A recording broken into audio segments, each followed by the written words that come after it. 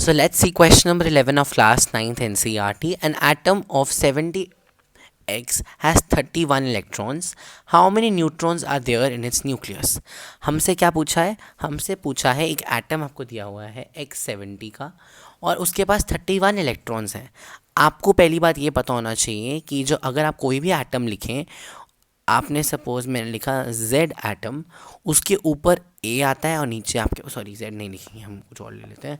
Let us assume P atom, let me assume P atom, उसके ऊपर मैंने A लिख लिया और नीचे लिख लिया Z.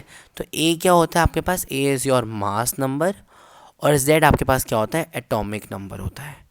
तो इसी क्वेश्चन में बस आपको ये देखना था कि जो 70 आपको दिया हुआ है वो आपको क्या दिया हुआ है? उसका मास नंबर दिया हुआ है. तो आपने यहाँ पर लिख लेना है mass number of atom is equals to 70 और electrons number of electrons is equals to 31. And you know that जितने भी नंबर ऑफ इलेक्ट्रॉन्स होते हैं उतने ही नंबर ऑफ प्रोटॉन्स भी होते हैं, दैट इज इक्वल टू 31. और जितने प्रोटॉन्स होंगे उतना ही एटॉमिक नंबर होता है 31. मुझसे सवाल में क्या पूछा है? मुझसे सवाल में न्यूट्रॉन्स का पूछा है.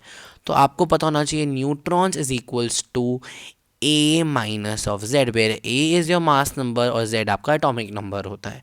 तो 70 में से आप 31 माइनस कर दीजिए, you will get 39. So your answer to the question is 39. So this was your question number 11. Let's see question number 12.